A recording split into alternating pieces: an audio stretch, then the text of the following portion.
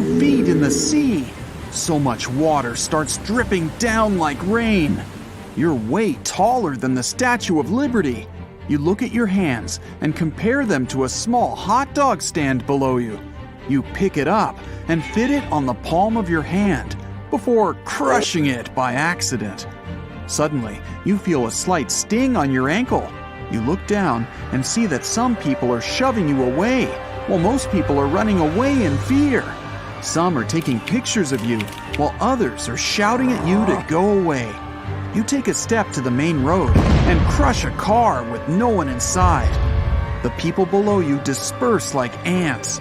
You walk further into the city and notice there's a huge wall surrounding the rest of the city. You walk towards the city, crushing everything below you on your way. You see other giants stand up on the horizon near the sea and walk toward the barricaded city. Something is calling all of you to go there. Many people stand on the wall and sound the alarm. More people join them to defend the wall. Others evacuate and hide in tiny holes. You notice some of the giants have very odd features and disproportionate limbs. Some are walking on all fours, while some have really long arms that can reach anything. You move a bit when you accidentally almost step on someone. She stands still. You pick her up and put her on your eye level. Both of you are maintaining eye contact. You place her on your shoulder while the other giants walk past you towards the city. They push and shove you while you're standing still. They break through the wall without any effort and ruin the city. For some reason, you snap out of this trance that was drawing you to the city. You turn around and head back to the sea with the woman still on your shoulder. You reach the deepest end of the sea and are still walking. The woman is scared and doesn't know what to do. You place her on a small island and stare at her. She can't see the sun because your head is in the way. For a while, you leave her there while you bask in the sun, trying to make sense of why you're on this planet and what made you want to save this woman.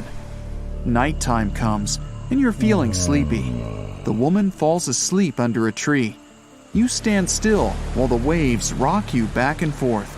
Suddenly, the waves get rougher and you feel something moving in the water. You look around, but it's too dark to see what's going on. You quickly pick up the woman and place her on your shoulder. She wakes up. You see the giants swimming and walking towards you, screaming. They start chasing you, trying to catch up with you. You walk as fast as you can, disturbing the water and breaking the ocean floor. You see a cargo ship in front of you and move it aside carefully, not to damage it. But the giants chasing after you don't seem to care about the ship and sink it while trying to get to you. You feel you've reached shallower grounds, and so you start running. You're in a new country that's been leveled by the giants. The buildings are completely flat, and the debris is scattered like small breadcrumbs. In the distance, you can see some more giants waking up by the beach and staring at you. They can smell the human on your shoulder and start chasing you.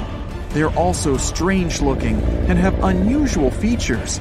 There's no place to hide in the open, so you head to the mountains.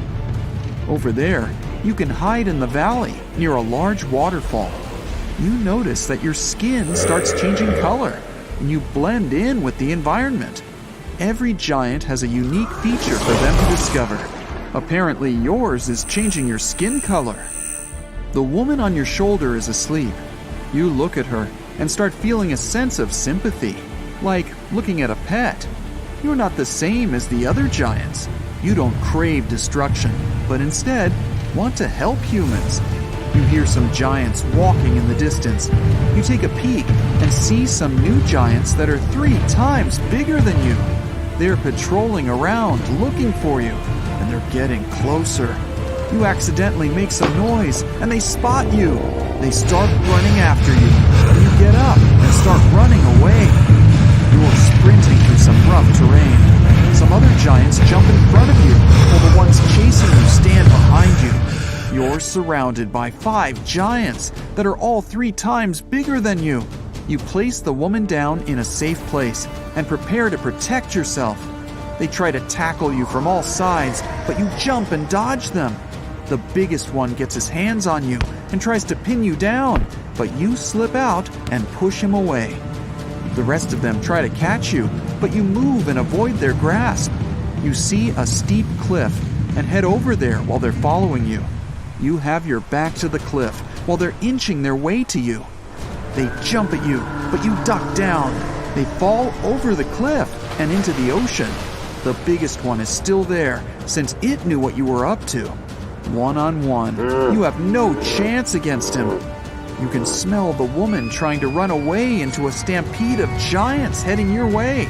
Your skin color changes, and you slip through the alpha giant and rush to the woman to save her. The alpha isn't as fast as you, so you can easily outrun it, but the stampede is about to trample her. You jump in front of them and catch the woman. The other giants are startled and angry because you saved the woman. All of the giants know about you now and are out to get you. A few days later, and they seem to be off your tail. You're now in the middle of the desert. The woman is still on your shoulder. She built herself a small shelter where she could sleep without being disturbed. You're trying your best to get out of the desert since anyone can spot you. You're tired and are in need of water. You're barely carrying your feet in the sand. You sit down, trying to keep your head up, but the sun is too intense. You're sweating a lot, and it's dripping down on the woman. She tries to speak with you, but you can't understand what she's saying. You're getting weaker and can't move anymore. It's only noon, so the sun is at its peak. You create a shady spot for the woman with your hand to protect her from the burning sun. The day passes and the night arrives. You spent all day in the sun and are now in the desert cold. It's freezing. You cup the woman and put your other hand on top to create a warm dome to protect her from the cold wind. It's pitch dark and you don't know where you're going. You just keep walking and stepping on sand dunes everywhere you go. It's daytime again. You see a large footprint of a giant like no other. Looks like it's even bigger than the huge one by the cliff. You run away as fast as you can, but there's nowhere to hide. Suddenly, you see it standing still. It towers over every other giant you've ever encountered. It's sleeping and gaining energy from the sun. Some giants are accustomed to different climates and terrains. This one is tall, and it can reach the sun for more sunlight. You tiptoe around it, making sure not to wake it, but it can feel everything around it. It's startled and starts chasing you until you reach the ocean. He isn't a fan of water, so he stays on the surface, screaming at you as you swim off. The hammerhead has an incredible 360-degree vision that's called binocular. This creature's eyes are tilted forward and their field of vision overlaps. The wobbegong means shaggy beard in an Australian Aboriginal language, and just one look at this underwater inhabitant can explain the name choice. The viper dogfish knows how to create its own light in the deep ocean pitch-dark waters. The animal has needle-like teeth and extendable jaws. This allows it to feed on prey half its size. Now, at first sight, all these creatures have nothing in common whatsoever, but in reality, all of them are sharks. There are more than 500 shark species in the world, and lots of them don't look as if they're related. The most fearsome predators in the ocean, sharks have been around for more than 400 million years. They have adapted to all kinds of tough conditions. Now, some of them can live in freshwater, rivers, and lakes. These creatures vary in size, from as small as a human hand to 40-foot-long whale sharks. Now, most people would probably feel more comfortable without sharks lurking in the ocean depths. But few of them know that the disappearance of sharks would turn into a disaster for our planet. Imagine waking up in the world without these apex predators. If you're a surfer, you wouldn't have to scan the water for a shark's infamous triangular fin. If you're a regular beachgoer, you wouldn't have to be on your toes all the time, ready to sprint toward the shore once you hear a lifeguard's whistle. Movie makers would be confused. They'd have to set off in search of a new villain. But the truth is, sharks aren't as bad as they're pictured. Not all of them are large torpedo-shaped creatures with sharp teeth. For example, the basking shark has small teeth, and it doesn't even use them for feeding. The horned shark's teeth are molar-like and help the animal to crush its hard-shelled prey. And how can a tiny 8-inch-long deep-water dogfish harm you? Unlike what lots of people think, humans aren't sharks' favorite meal. Usually we just get mistaken for similar-sized dolphins and seals. Most shark species prefer fish, squid, and clams. Hey, come to think of it, so do I. Calamari. Some are filter feeders. It means they get food by filtering seawater through their gills or mouth. Anyway, back to the world without sharks. Big shark species are at the top of the ocean food chain. They hunt smaller fish, for example, tuna. Those in turn eat even smaller sea inhabitants, mostly bottom-feeding species that live off algae. If sharks disappeared, it would totally mess up the entire food chain. Without sharks to control the fish population, the smallest algae eaters would soon be swallowed up by predators. No bottom feeders, and algae would grow wild. Along with bacteria, they would move to coral reefs. Corals wouldn't be able to photosynthesize. Sunlight they use to get nutrients from the water and carbon dioxide wouldn't reach them. Reefs would fade away, leaving behind skeletons that would later turn into limestone. It would lead to many marine species going extinct. Algae would also clog up fish gills and pollute water and seafood. Shark remains are an important food source for lots of marine inhabitants, for example, orcas, other sharks, and even octopuses. Without these remains, these species would be at risk of starvation. Or let's say tiger sharks. They live in seagrass meadows and prevent turtles from overgrazing the area. If sharks weren't on the lookout, all this underwater vegetation would be gone in no time. And that would create a huge problem. Scientists claim that 50 to 80% of Earth's oxygen is produced in the ocean by plankton. That's algae, drifting plants, and some kinds of bacteria. Normally, sharks feed on fish that gobble down ocean-generating plankton. No sharks, and there might be a serious shortage of oxygen in the world. Little fish would thrive, but only at first. If there were no sharks, injured and sick fish, their most common prey, would unbalance the schools they live in. This would cause nothing but chaos. Plus, fish left without control would eat everything they see – little shrimps, plankton, and other microorganisms. Soon, all of this would be gone, and fish would eventually starve. It would affect not only the world's ecosystem, but also the economy, like it happened once in North Carolina. Great white sharks were overfished there, and it allowed the ray population to grow. It resulted in hundreds of hungry rays eating all the bay scallops. The local fishery had to close. When there were no more scallops, rays moved on to other shelled sea creatures. The disappearance of sharks would also harm ecotourism. For example, in the Bahamas, just one reef shark brings about $250,000 over its lifetime. Divers pay this money to see the creature in its natural environment. One living whale shark brings Belize $2 million during its lifetime. Besides, if there were no sharks, we would never know how amazing these creatures are. See for yourself. Sharks don't have bones. Their skeletons are made of cartilage, just like some parts of your ears and your nose tip. Cartilage is way lighter than real bones. Plus, sharks' liver are filled with oils. That's what helps them to be so buoyant. From afar, sharks' skin may seem to be as smooth as that of dolphins, but in reality, it resembles sandpaper. It's made up of teeny teeth-like scales. They point toward the tail and reduce water friction when sharks swim.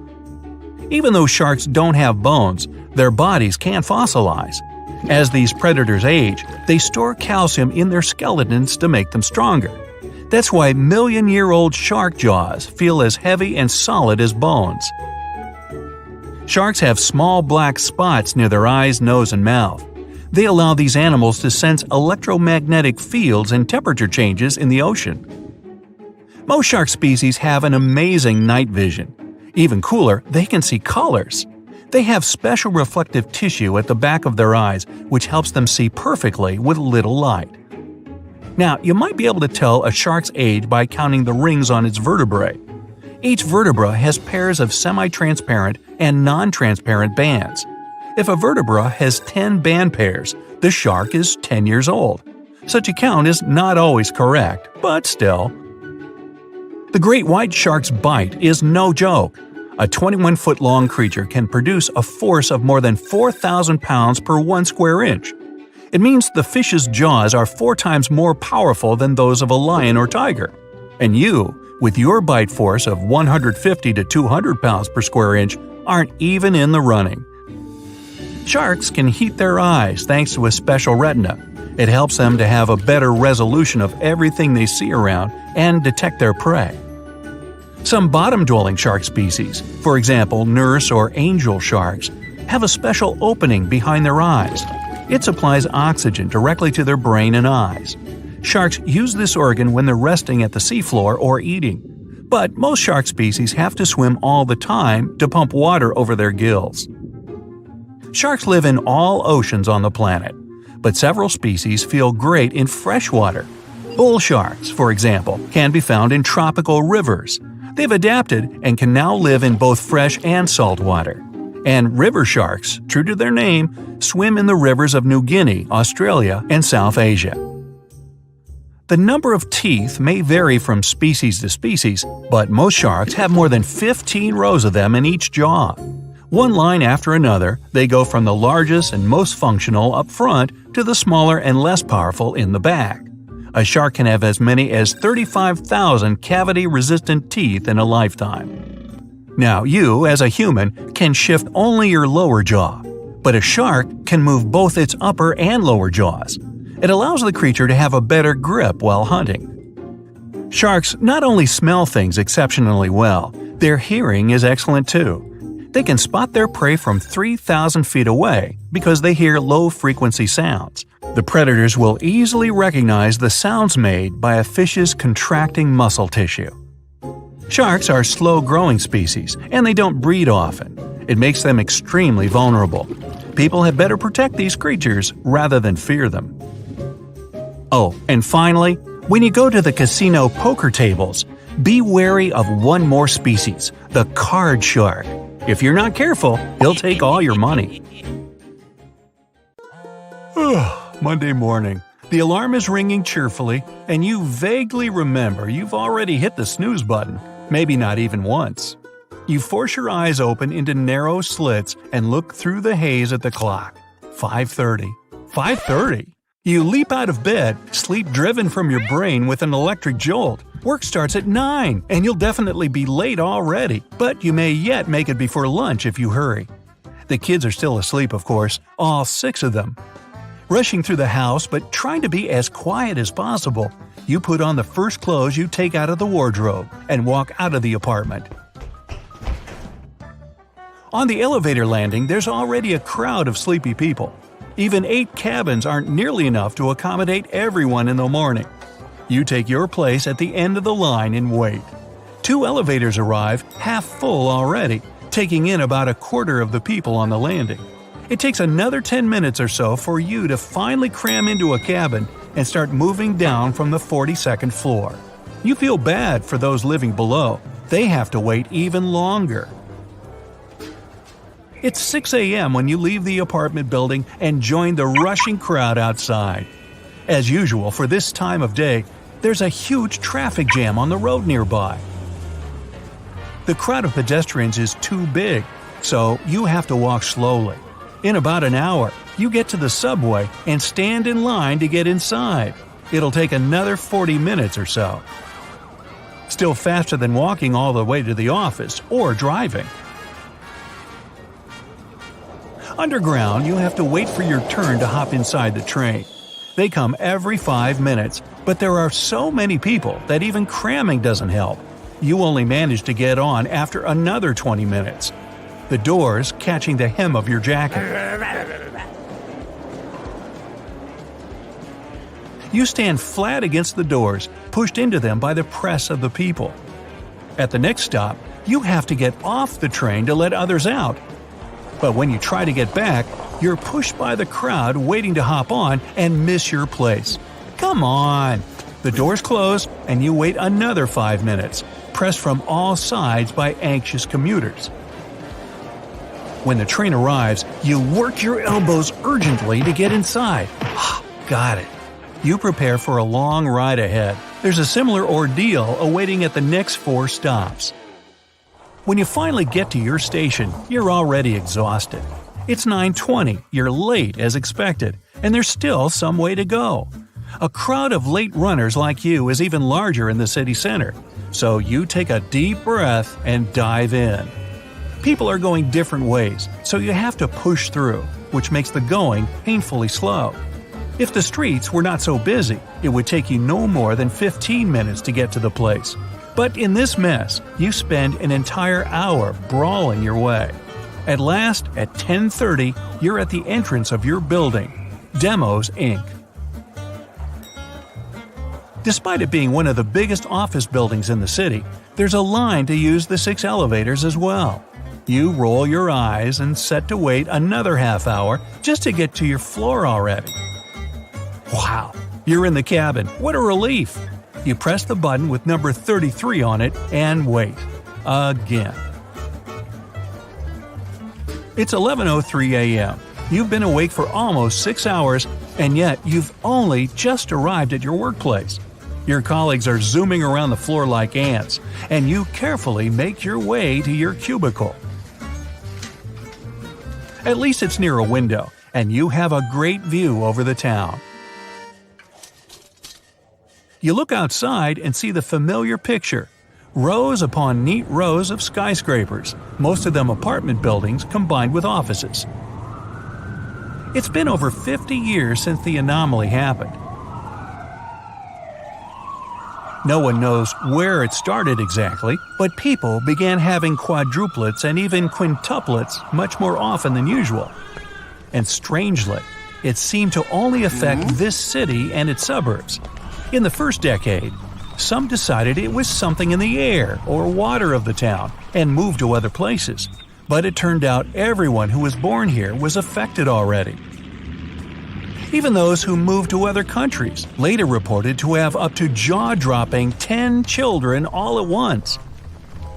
And not everyone wanted or even was able to leave town, so something had to be done. That's how Demos Incorporated appeared. Its mission was to both help the city adapt to the new circumstances and investigate the cause of such a birth anomaly. And the measures taken were drastic but efficient. First of all, the corporation invested into real estate development. Bigger families needed more space to live comfortably, so new apartment blocks were built with more rooms and more spacious interiors overall. People were offered to sell their old apartments and houses in favor of newer places to live, and most of them gladly agreed. There was a downside too, though. Those who didn't want to move soon found themselves surrounded by huge construction sites. Eventually, they couldn't stand the noise and dust and agreed to sell their dwellings. The whole city started transforming. Old buildings got demolished to make way for new, taller, and bigger ones. Roads were broadened for transport to move more freely. New businesses were opened to give jobs and services to thousands of new citizens. But that wasn't enough. Population growth was more rapid than city development. Thousands left, but millions stayed. The initiative to restrict birth was met with a massive civil protest and discarded. As a result, even with hundreds of skyscrapers, the city is terribly overpopulated. Its area has grown massively since the anomaly began, and now it's the largest city in the world, not only by population, but by area too. Working conditions have deteriorated as well. More and more people look for jobs that can be carried out from home because of incredible traffic jams. Others have found work in their own or neighboring apartment buildings. Yet others still, like you, are not so lucky. They have to wake up early in the morning just to get to work on time. It's not uncommon to have an alarm set for 4 a.m. At this time, it's relatively crowdless in the streets. Naturally, though, nursing and tutoring have been booming all this time. Since every parent now has at least 4 kids to raise, they accept any help they can get. Single people earn good money babysitting for their neighbors and tutoring their kids of school age. Schools, by the way, have been built at an astonishing pace, yet still there aren't nearly enough of them to accommodate all the children. Parents register years ahead of time for their offspring to get elementary education. Entertainment has been hit hard as well. Numerous new restaurants, cinemas, theme parks have been opened within and beyond the city limits. But ordering a table or buying a ticket is a game of incredible chance. With the city population grown tenfold, you must plan your weekend at least 2 weeks ahead. And even going to the countryside for a picnic is an adventure in itself. First, you have to leave the city. Then, find a spot where there won't be crowds of nature-goers like you. And after you're done, it's a trip back home. Normally, people prepare for at least a 2-day stay in the country because it takes 3 hours just to leave the town and another 3 to get back. Lost in thoughts about all this, you don't notice your colleague approaching you and start when she touches your shoulder. She smiles and apologizes, and you notice a folder in her hand. She traces your gaze and puts the folder on your table, opening it. Inside, you see some documents, but don't understand what they're about. Your colleague points to several paragraphs, and you have to read them 3 times before realization dawns on you like a hammer. It's a set of reports from several cities across the country. There are lots of numbers you can barely understand, but all of the papers have one thing in common. They end with a request for Demos Inc. to open a branch in their respective towns. You count the reports. 17. 17 new cities have just experienced the same baby boom you've been trying to cope with for half a century. Warning, monster ahead. Not the best thing to see written on an old wooden sign at an entrance to a rainforest you just ran into. You're a professional treasure hunter and wildlife explorer. Right now, you're being chased by some mean-looking poachers, but those guys are amateurs. You dart left, hide, then run again. Works every time. Why were those guys shouting so much? Back to business. For several years now, you've been on a quest for a pirate's chest. Inside, a 300-year-old royal medallion. And according to this old map, the chest is somewhere here, in this jungle. Chirping birds, hungry bugs, screaming monkeys, hopefully nothing too hungry. You walk to the river and freeze. Suddenly, total silence. Not a single sound anywhere except the river. Right then, the silence is broken. Something's definitely sneaking up behind you. You turn around and see a long, thick snake's body. You raise your head slowly. 2 huge fangs are hanging out right above your eyes, and a long forked tongue is gently licking your nose. On the other end of the tongue is a deep, dark mouth. Looks like a black hole. You'd fit in there no problem. You take a step back and stumble over a rock. You fall. That's the last thing you remember. Then, darkness. Looks like you'll be out for a while. Time to find out what monster you just met. Meet Titanoboa, the largest snake that ever lived on Earth, and the largest land vertebrate after the dinosaurs. It's 42 feet long. That's like 7 adults, or more than half a subway car. And it could weigh up to 1.5 tons. All modern pythons and anacondas are descendants of this ancient reptile that lived 60 million years ago. Except for this one, apparently. This snake isn't venomous, but it uses its long fangs to grab food. And its jaw is built for business. Imagine an empty car being crushed by the Brooklyn Bridge. That's what it feels like to be a Titanoboa's afternoon snack. Back to you. The Titanoboa was about to take a closer look at you, but you fell and passed out. The huge snake wasn't expecting its lunch to be quite so willing. It sniffs your body, looks it up and down. You're not a threat, so it doesn't need to squeeze you before... The snake opens its wide mouth and begins to swallow. Snakes have a special jaw, divided into several parts. They're connected by ligaments and muscles. So snakes can open their mouth up wide, like motorbike wide. But today, Titanoboa doesn't need to try so hard. Gulp. Titanoboas use their huge fangs to push food down their throats.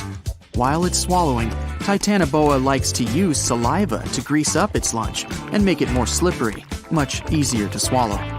Bit by bit, you disappear from view.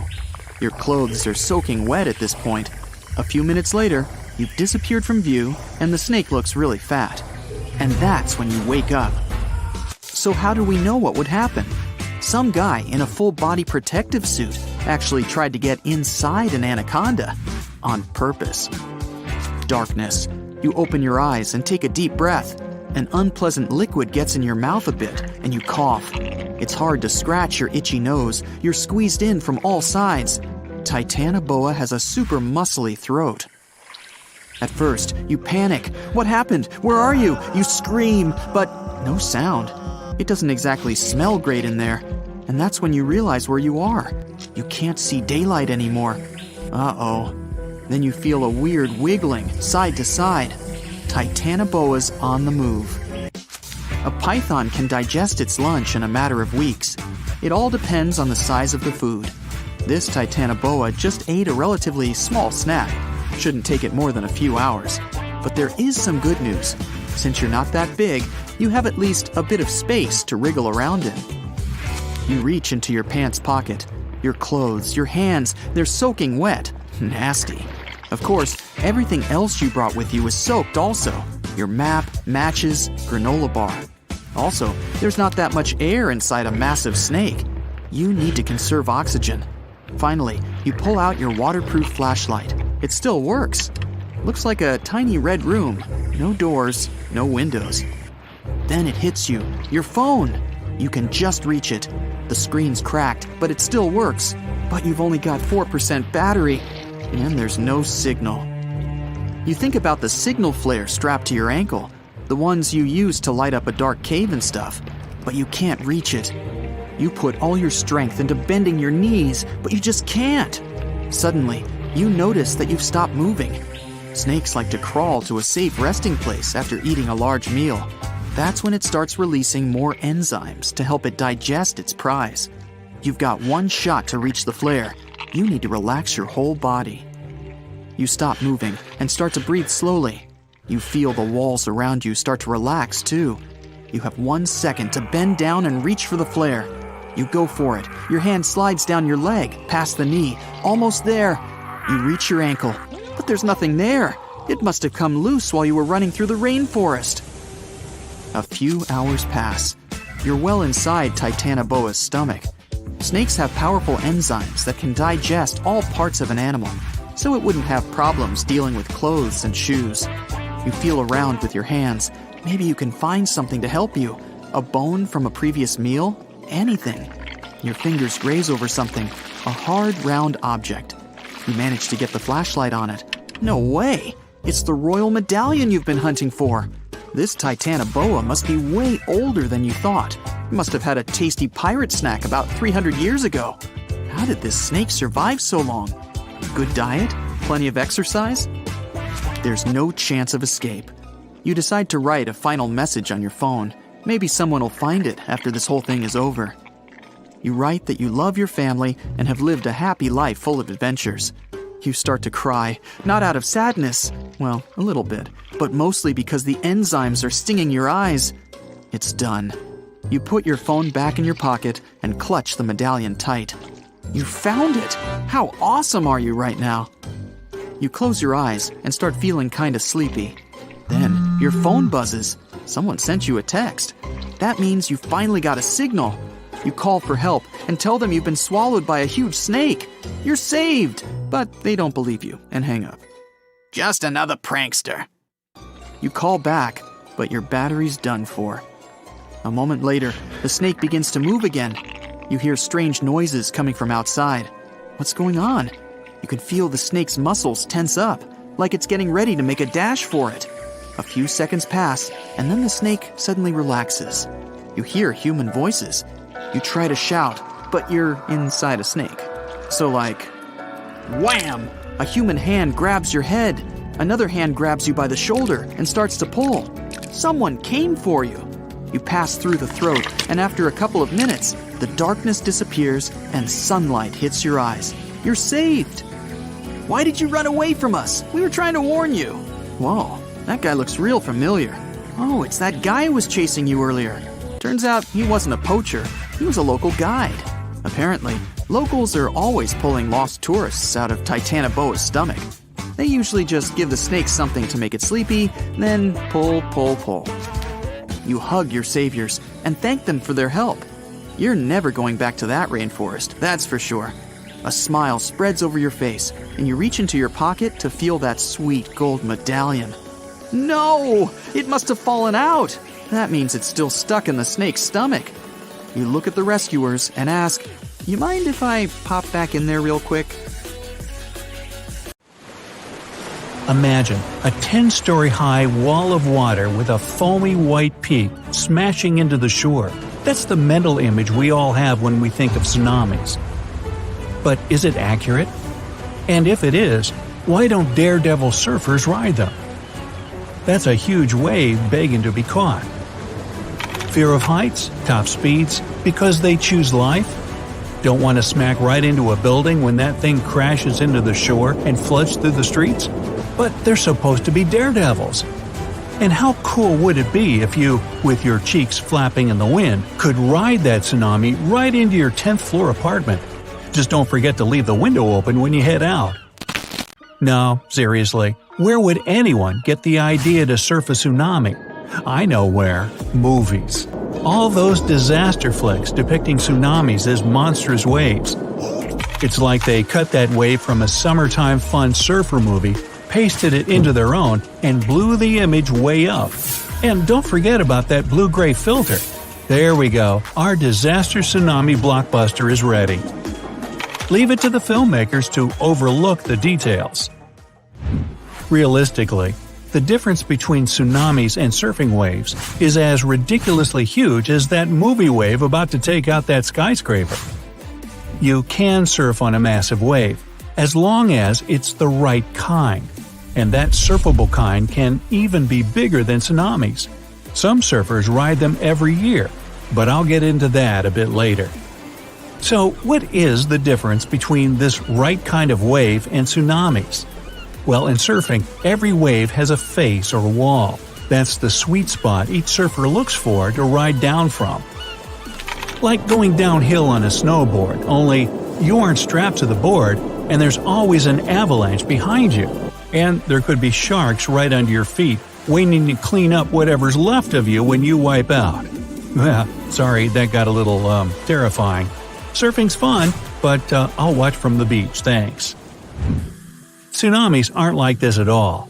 Imagine a tsunami more like a giant tide that comes in a matter of minutes.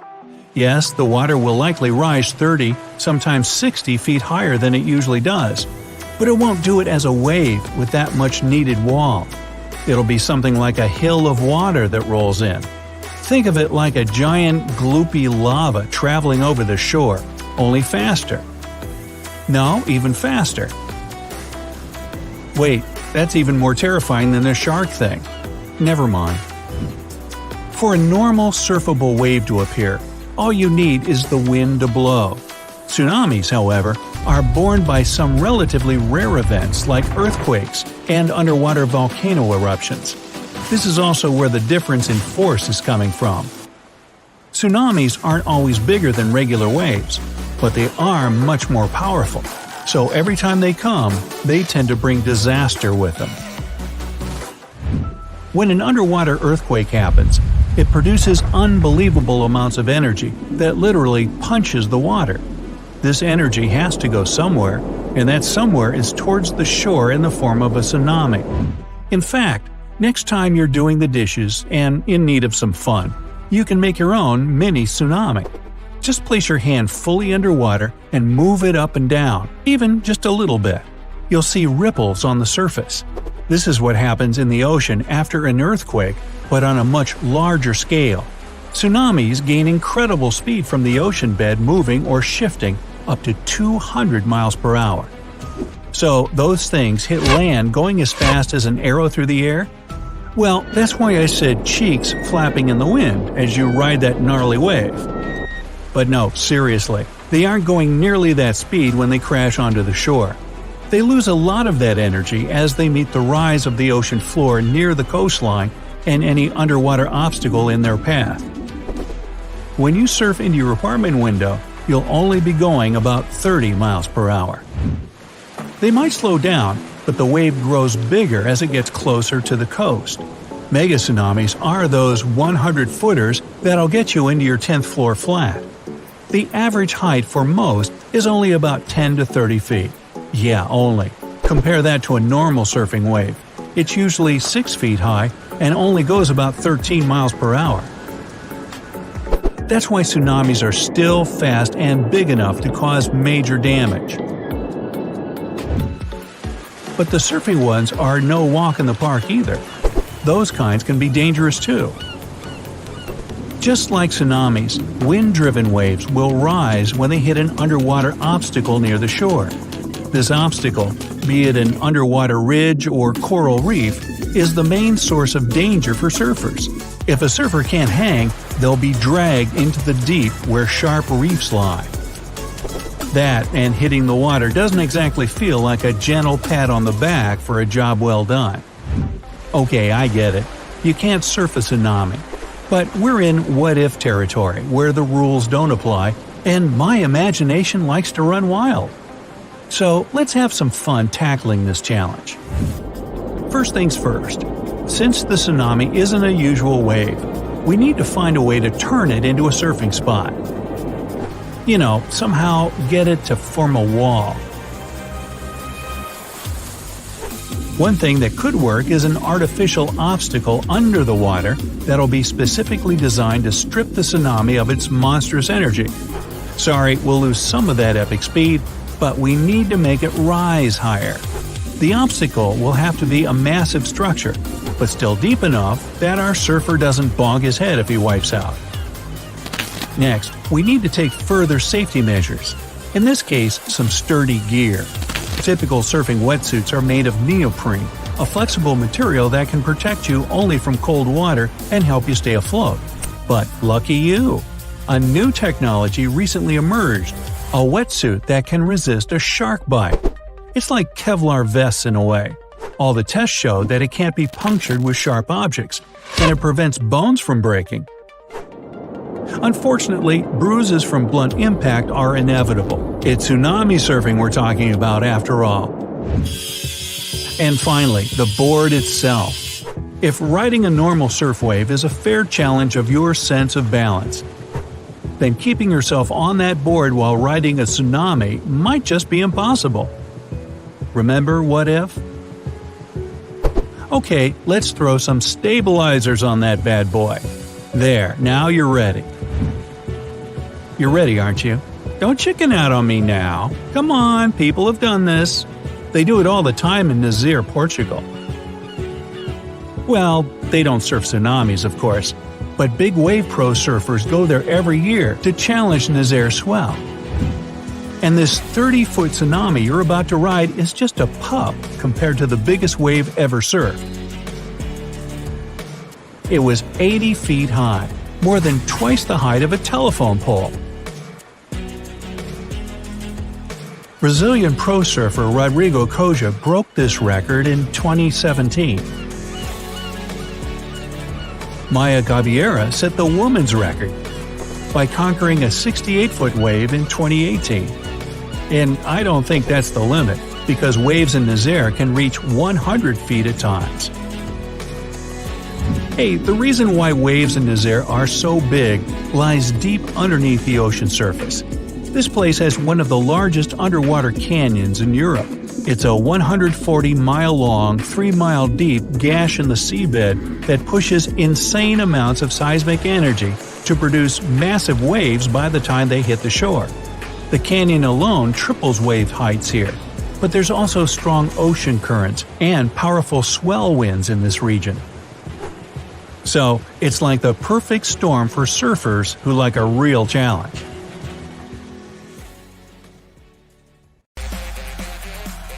Woo, that party was wild.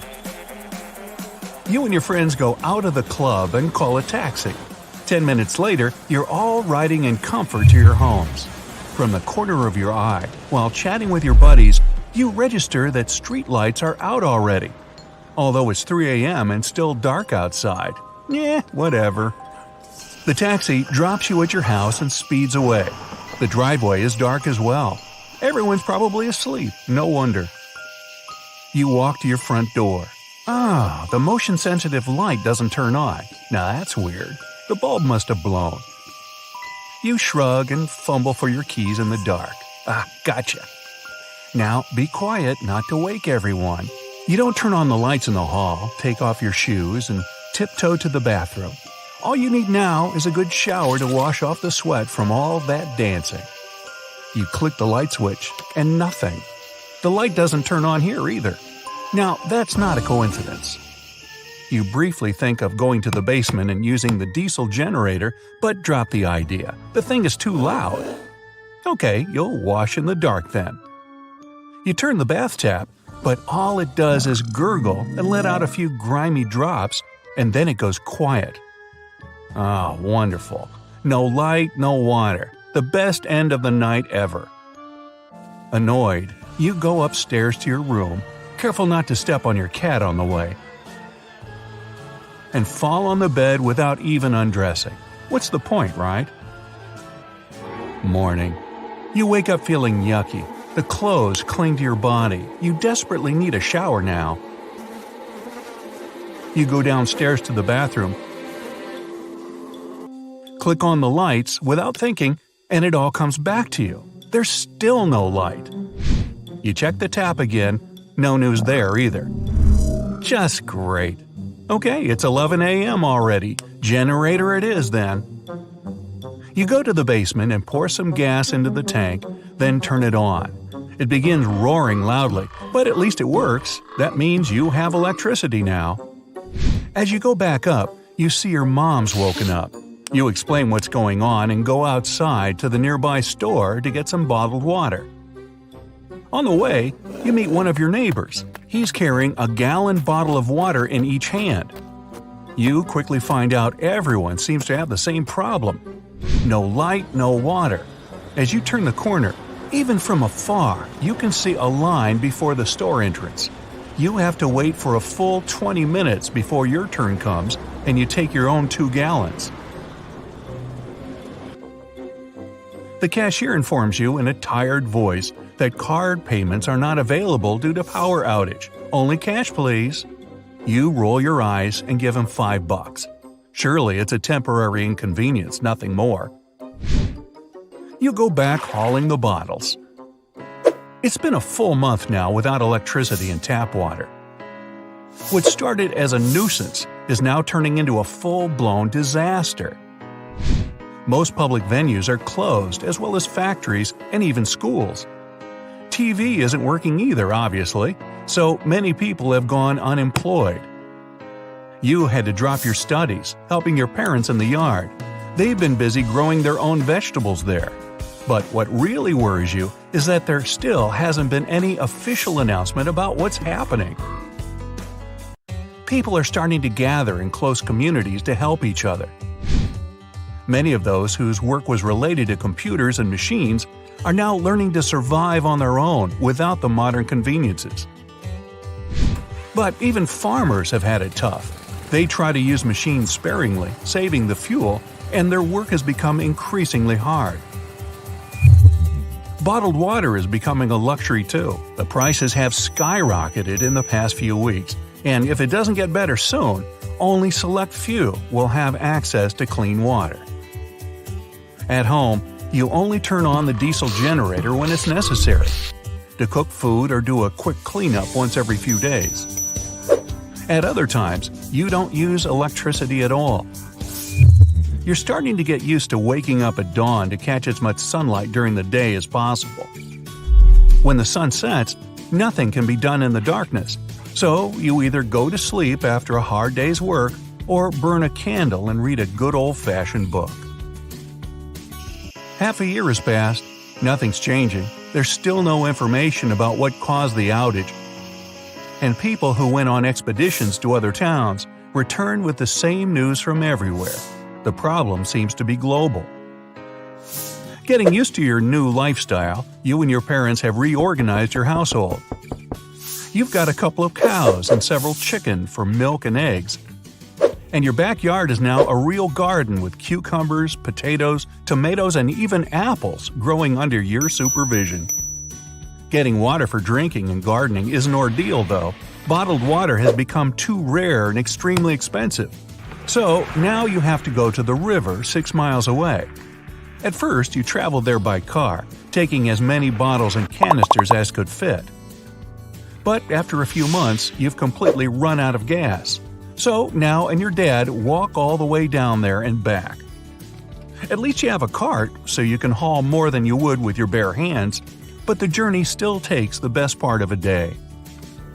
The town has become a really friendly and supportive community. Neighbors help each other all the time. And it's become common to have barbecue parties with the whole neighborhood. Everyone's bringing their own food to contribute, and those who aren't coping with natural living yet take home some goods to fill their bellies for several days. Although you're living on the outskirts, almost in the country, it's still unusual how quiet it is without cars driving by. Still, another sound has replaced the engines: hooves clopping along the road. More and more people are riding horses again to get by. The town itself has grown almost empty. People are leaving their apartments to live in the country, and many of them have to unite in tight groups to survive on the plots of land they've procured for themselves. The best spots are, of course, along the riverbanks. That's where most townspeople have concentrated. Some tried to organize posts and sell water from the river, but they were soon put to shame. Free access to water was given to everyone. It's your mom's birthday today. You and Dad have traded some meat and vegetables for a nice bouquet of white roses and strawberries, her favorites. It's the 4th time you celebrate her birthday in this new world. 4.5 years you've been living off the ground, and things are looking better than ever. Your dad talked to the community and the former townspeople by the river, and they agreed to help build an irrigation system. You've dug 3 canals that help water everyone's crops and then return to the main flow. Now, you don't have to travel 12 miles every few days. Also, people from your neighborhood have arranged for communal crops, and you work on your patch every day, sowing, plowing, and harvesting. Afterwards, the harvest is distributed among everyone according to the size of their households. With this system, nobody gets left out, even if they can't work in the field.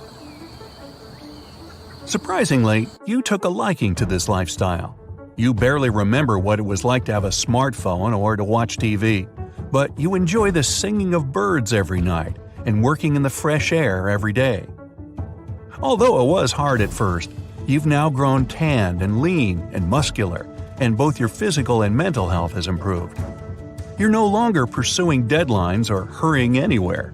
Your life is now peaceful, and you have a simple purpose: to live and help others.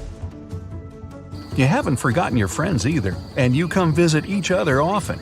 They come to help you in the field, and in the evenings, you have a dinner together, play cards, and sing songs around the fire. As far as you know, life's never been this simple yet satisfying. Nobody still knows what happened, but it seems to be for the better after all. Ah, such a beautiful day, isn't it? It is, until it all goes boom. That's gravity disappearing for just a second. Let's recap the events from the smallest to the largest scale. We'll start with you. Yes, you. If gravity is lost for a single second, unfortunately, you'll most probably be no more. Thing is, gravity doesn't only keep you anchored to the Earth, it also holds all the atoms inside your body together. If this force completely disappears, even for such a short period of time, chances are you'll simply fly apart. Blah!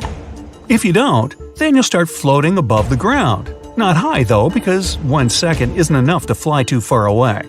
If the gravity stops working only for you, then you'll levitate a little over an inch upwards and then fall back without consequences.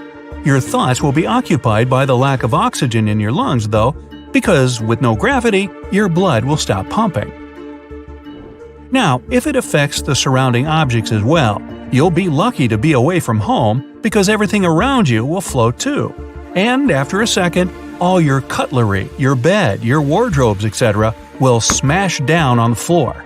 Luckily, buildings and trees will probably stay put because they're strongly rooted in the ground by their own means. Still, the picture won't be pretty, and it'll be up to you to clean that mess. Aw, shucks. By the way, you surely know our planet is spinning and hurtling through space at mind-blowing speeds. So there's a chance that if gravity does turn off for a second, everything on the Earth's surface will succumb to inertia and fly horizontally at several hundred miles per hour. That will be an even bigger mess, but only if everything retains its mass. If it doesn't, then it should be no problem. Maybe. Yet, the real trouble starts if the gravity disappears for the entire planet. The force of gravity is equal to the pressure from inside the Earth, and if the outside pressure is gone, nothing will stop the molten innards of our planet from bursting onto the surface. An immense earthquake will begin all over the Earth as the tectonic plates move upwards. Also, all the world's volcanoes will probably erupt too, since the lava will be pumped up with the pressure. If such a mega eruption occurs, no life will survive except the sturdiest of creatures, such as tardigrades. The clouds of volcanic ash will spread across the whole planet, blocking the sun. At first, the temperatures will rise due to the greenhouse effect, but then the planet will cool down and a new ice age will begin. Optimistic. This will all happen even if the gravity returns after a second, because the motion will already start and it'll take a more powerful force to calm it down. Up above, the atmosphere of the Earth will simply evaporate. The air we breathe is also kept around the planet by the force of gravity. So if it pops, we'll have nothing to fill our lungs with. When the gravity comes back in a second, the atmosphere will eventually gather itself back, but the damage will have been done already. It will take a lot of time for the air to return to its original composition. Meanwhile, in space, things are even worse.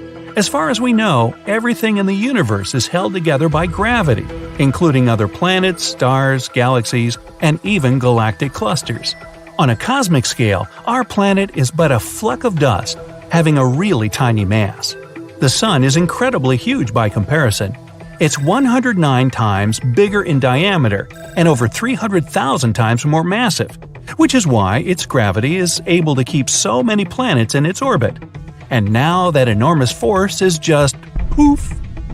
Even though it's only a second, the immense pressure of gas from inside our star makes it explode, sending a heat wave far greater than anything we've ever experienced in history.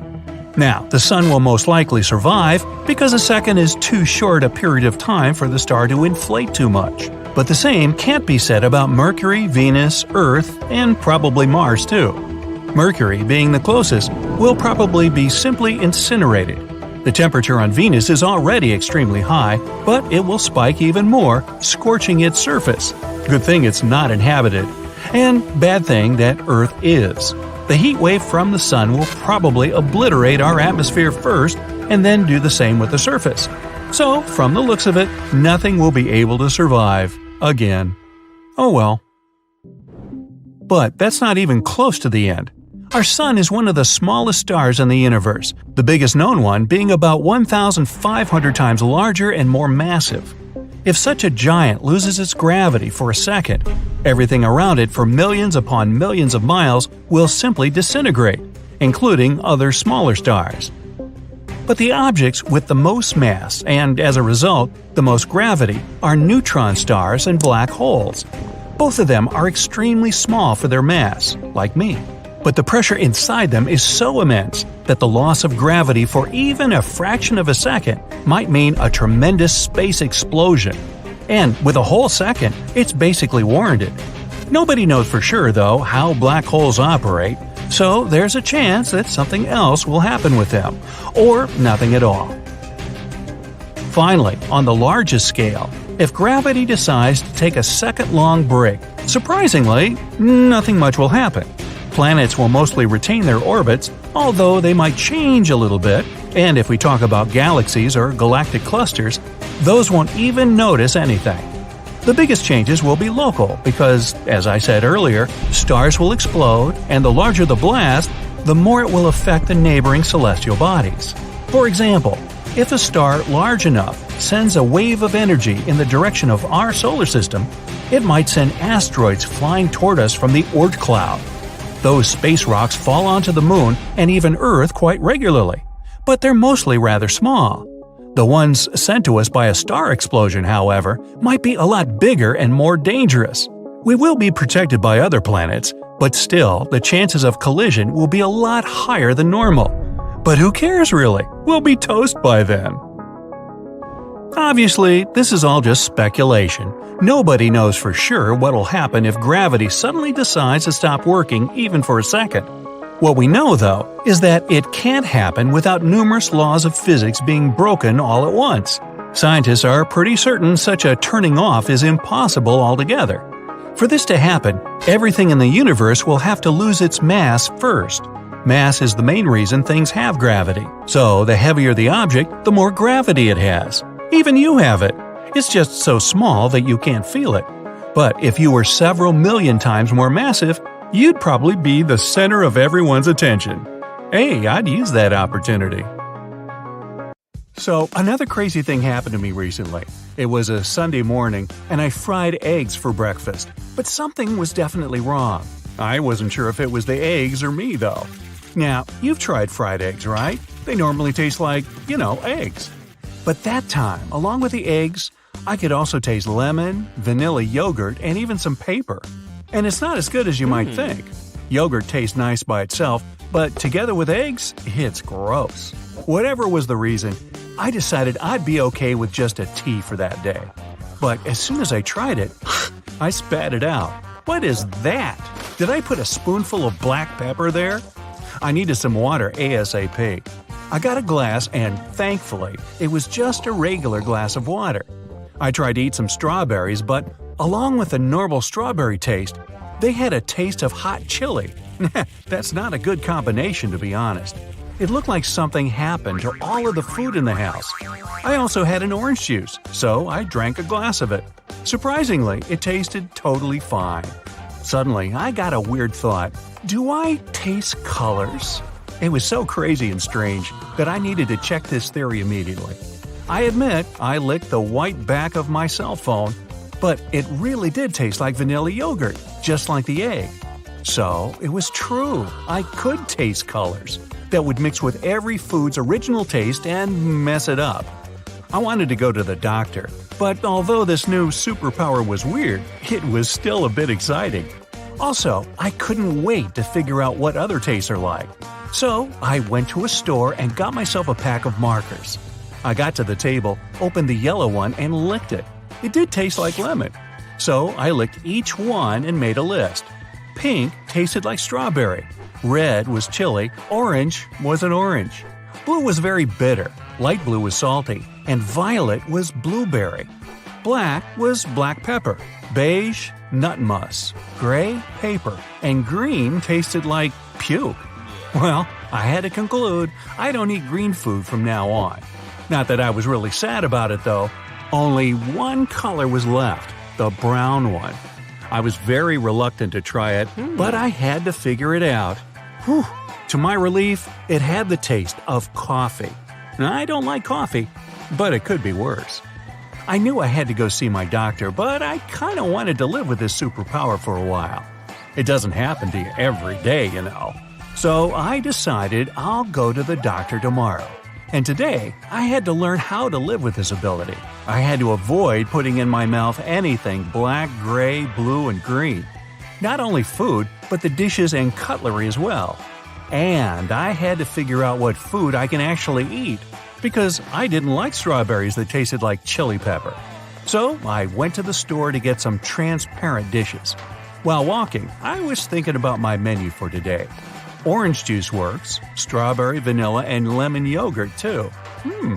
I could make a fruit salad with mango, raspberries, grapes, banana, and yogurt. But that was all I could come up with. As I was thinking, I was biting my lip and found out it tasted like strawberry. In the store, it was pretty easy to find a transparent bowl, but spoons and forks were a problem. I think I went to every store in my city until I could finally find them. As soon as I got back home, I cut all the fruits and made a fruit salad. I hadn't eaten much that morning, as you remember. Honestly, it was the best salad ever. I saved some money because I didn't have to buy berries, oranges, and lemons, but the taste was there. As I was enjoying my meal, the phone rang. It was my grandma, and she invited me for dinner that evening. I tried to say I couldn't make it, but she wouldn't listen. Grandmas. You know, it's just impossible to skip when they want to feed you. So she said she didn't want to hear any excuses and that I had to be at her house by 6. This meant I couldn't wait until tomorrow. I had to go to the doctor right then and get rid of this superpower before my grandma made me eat puke and drink tea with black pepper. I checked the time. I had only 20 minutes before my doctor left, and the clinic was several blocks away. I finished my salad and ran out of the apartment. I got to the clinic just 5 minutes before it closed for the day and asked if my doctor could see me because I had an emergency. To my relief, he agreed. When I told him that I could taste colors, he looked at me puzzled and probably thought it was a stupid prank. Then I told him the whole story about the fried egg for breakfast and how I bought and tasted all the markers, that violet was blueberry and green was not an apple as he might have thought, that I spent hours trying to find a transparent spoon and fork. To be honest, in my head it sounded better and was making much more sense. The doctor was silent and kind of suspicious. He measured my temperature, my blood pressure, and looked at my mouth. "So, you've been eating markers," he smiled. Oops, I guess my tongue was the color of a rainbow. Well, that really doesn't sound normal for a grown-up. The doctor obviously didn't believe me, so he just let me go, recommending a good night's sleep. So, I guess I was stuck with it, and I had to go to Grandma's. Unfortunately, there was no way she'd feed me strawberry yogurt for dinner. I got home to get my new cutlery, so at least I didn't have to taste paper when eating with my grandma's gray metal fork. I had another couple of hours, so I did some Googling, but still couldn't find any solution or even research on my condition.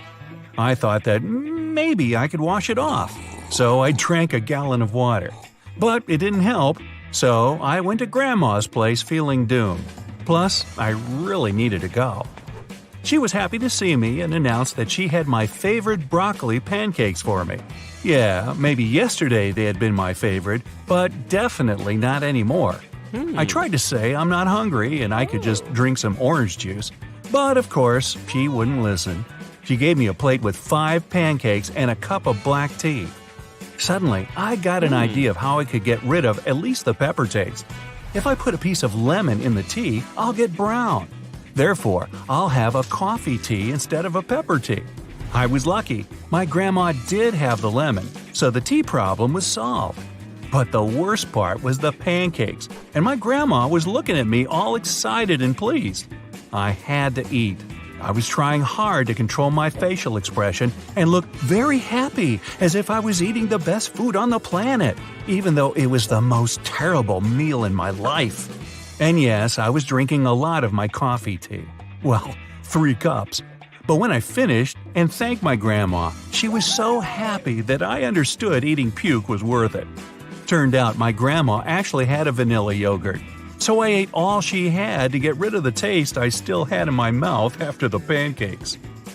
On my way home, biting my strawberry lip, I was thinking, I had to come up with a plan on how to get rid of this ability.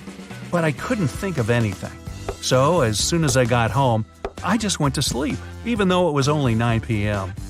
I slept for 11 hours, and the next morning, I made myself a fruit salad with yogurt.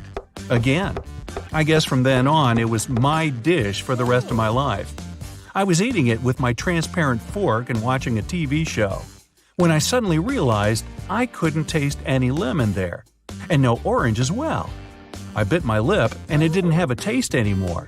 With my hand shaking, I opened the fridge to get my strawberries. I ate one and it tasted like a regular normal strawberry. No chili pepper. Everything was back to normal like it never happened. But I swear it did.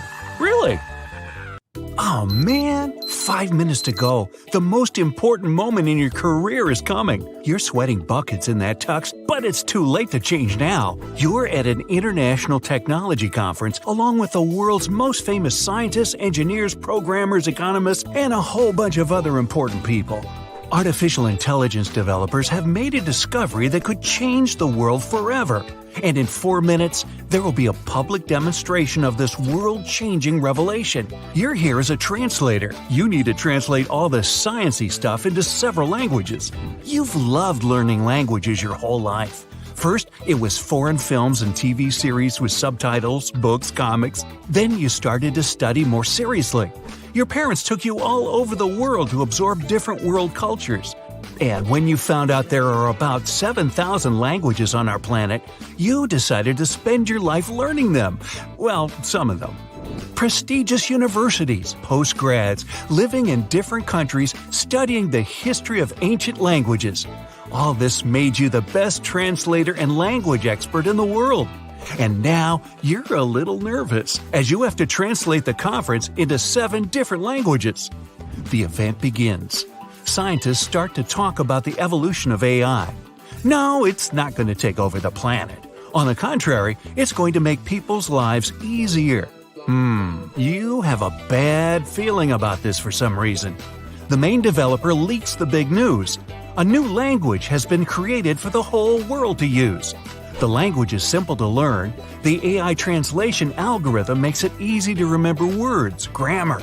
Basically, there will be no more communication problems anymore. To make learning it even easier, scientists have created an app that can translate any kind of speech into the new language. Context, meaning, sarcasm, irony, it can now all be translated into UCL, Universal Common Language. The world's population will be united like never before. That's when you realize that the biggest moment of your career is also the beginning of its destruction. Who's going to need a translator if everybody speaks the same language? Oh, goody. Over the next 20 years, the planet moves to speaking the common language. Every gadget has the UCL app. The language is taught in schools and institutes. Big companies and corporations introduce mandatory language courses for their employees. AI translates thousands of books a day into UCL. In movies and TV, only actors who speak UCL get the big awards. People who just couldn't learn a foreign language before have no problem with UCL. The learning process is easy and fun. Plus, it's a requirement for literally everything. So, countries start canceling their visa programs. Borders start getting erased. All over the world, the number of conflicts is decreasing because now people can understand each other much better. Operating systems, video games, tech articles, songs, jokes, science stuff, you name it, are all created in the New World language. You can call anyone on the other side of the planet, tell them something, and listen to their interesting stories. You can go on a trip around the world and not be afraid you'll accidentally order 17 squirrels for breakfast because you mixed up one little word. Movie companies stop dubbing movies, and no more subtitles. Woohoo! The world has become more open. Air ticket prices are way down, and tourism and studying and working abroad is booming. Every year, more and more people renounce their citizenship and recognize themselves as citizens of the world. Science is developing faster than ever before because scientists from all over the world can finally work together. And studying foreign languages, a thing of the past.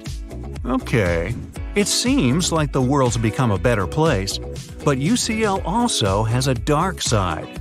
Translators and language professors lose their jobs. Language schools get closed around the planet. Those dubbing actors also lose their jobs. You and many other people are opposed to the new language. You said about trying to prove that, sooner or later, UCL will cause a catastrophe. While the whole world communicates in the new language, scientists finished their first multi-country study of the human mind. The number of neural connections, so the thoughts and biological processes in the brain, have decreased. Scientists studied hundreds of thousands of people in 3 groups: multi-language speakers, one-language speakers, and those who were born in the New World and only speak UCL. Studies show that the human brains stopped functioning as it did before. People used to try to understand foreign languages, speak them, and translate them, training their minds. Now, the parts of the brain that are responsible for this have stopped working. Even if you've never learned a foreign language, You still used to see and hear words that you didn't understand, and your brain at least tried to process the information. Now our brains are relaxed. Some say, if there are no other languages, what difference does it make? Who cares about a relaxed brain? But that's not the end of it. The human brain has become worse at analyzing information, remembering, and finding clever ways out of difficult situations. It's hard for people to learn new knowledge. People's vocabulary ends up becoming smaller and smaller. Sometimes, people can't even say what's on their mind. The average IQ begins to dip. Learning the languages of the past is becoming almost impossible. Some are worried about the future. People may forget their history. Changes in the human brain are one thing, but forgetting our history could be really dangerous. Every language is linked to its geography and history. But most importantly, language brings cultural diversity into your daily life. For example, there are many more words to describe the cold in cold countries, more shades of green in tropical countries. You get the picture. With UCL, these little things that make cultures different just sort of vanish. Most people now like the same music, watch the same movies. People start to lose interest in everything. Imagine you saved up money for 6 months to fly to the other side of the world. You arrive there, and everyone talks and acts just like your neighbors back home. They even watch the same shows and follow the same influencers as you. From now on, you'll never be able to determine where a person grew up by their accent. People talk with the same intonation, use the same sentence structure and words. Communication becomes boring. To better express your emotions, you use gestures and body language. Two people arguing starts to look a lot like two crazy people, quivering, twitching, waving. But the worst thing is that people start to lose their sense of humor. Because there's less vocabulary, there's less thought. It's getting hard to think, let alone talk. Dreams get super boring, and poetry and song lyrics all start to sound the same. Yeah, life's become much easier, but so what? We can easily understand each other, but at the same time, we've forgotten how exciting it can be to learn something new. AI keeps trying to simplify UCL, and every year it gets easier and easier. Scientists have found that, at this rate, people will communicate using only sounds in a few decades. Nobody will be able to clearly express their thoughts or explain their actions. The global understanding everyone has is soon going to change to epic misunderstanding. People will simply forget how to communicate their thoughts. You've had a rough time since you lost your job as a translator. You've spent nearly every waking moment trying to prove that languages are necessary. Fortunately, you and other translators and professors make it happen. People will never stop using UCL, but interest in learning old languages reappears. Learning an old language becomes the hot new thing. There are more language schools than ever before. There are only a few people left on the planet who still remember multiple old languages. You and other translators get rich. Learning languages is now the most popular hobby, which perfectly develops your mental abilities. If it used to be cool to have an expensive car, a stacked bank account, and a beautiful house, now the ability to speak 2 languages is considered a sign of success. Film companies are making movies, writers are writing books, artists are creating songs, all in different languages again. The world goes back to being diverse, interesting, and fun. Merci beaucoup. So you come home after a long Friday at work and say to yourself, why can't the weekend be any longer? You dread going to work on Monday. It's only 2 days away and you have so much to do. And then, as soon as you turn on TV news, you hear the best announcement you could possibly imagine. The week has been extended to 10 days instead of 7. You start jumping for joy. You're thinking about a long weekend you're going to have. Enough time to relax and maybe get out of town and go to the countryside. But it turns out you haven't listened to the end. Apparently, there will only be 1 extra day for the weekend. The other 2 days will be regular work days. But it doesn't sound too bad. 2 extra days in the office, but another full day added to the weekend. Why is there 7 days in a week and not 10 or 5? The answer is hidden back in the ancient days of Babylonia. People often looked at the sky in search of answers. They were quite observant and noticed that the moon had phases.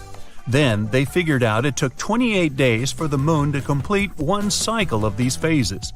Interestingly, these days, the cycle is 29 and a half days. Anyway, the cycle begins with the new moon. That's when the moon isn't visible. The sun, the moon, and Earth are lined up in such a way that we only see the dark side of the moon. After that, it goes through the phases of half moon and crescent moon, and then it's the full moon. Starting from this point, the process is reversed: half moon, crescent moon, and finally it's the new moon again. The Babylonians divided the cycle, 28 days, into 4 parts. That's how they got 7 days, a week we still use today. Plus, when people looked at the sky, they saw 7 celestial bodies. Those were the Sun, the Moon, Mars, Mercury, Jupiter, Venus, and Saturn. Of course, now we know there are many more planets, stars, and other space objects out there. But at that time, only these ones were close enough to observe. The day on Earth equals one full rotation of the planet around its axis. And a year is over when Earth makes one complete orbit around the Sun. It takes the planet 365 and 1/4 days. That's why there's an extra day every 4 years, February 29th. The year when it happens is called a leap year. But back to your story. It's now Friday and you're super excited. After all, you're going to have an extra day for relaxing this weekend, even though there will be 2 days of extra work. Oh, but it means that each month will have around 43 days. That will bring a total of 516 days in a single year. Everything you've already planned for this year will have to be changed. Summer vacations and winter holidays will be longer. People will spend more time at school, university, and at work. Can it mean that if there are 2 more working days, companies and corporations will have higher profits and employees increase productivity? Maybe. You're in your car, driving to your cabin by the lake. 3 days of fresh air and breathtaking sunsets. Pure bliss. As soon as you arrive, you dust off your rowboat and paddle toward the middle of the lake. Finally, some peace and quiet. The weekend is over all too soon. It's the evening of the 10th day of the week, and it's time to go back to the city. The next morning, you wake up to the reality of 7 days of work. You can't help thinking about the trip you had this past weekend. Soon, you figure out that 7 working days are exhausting.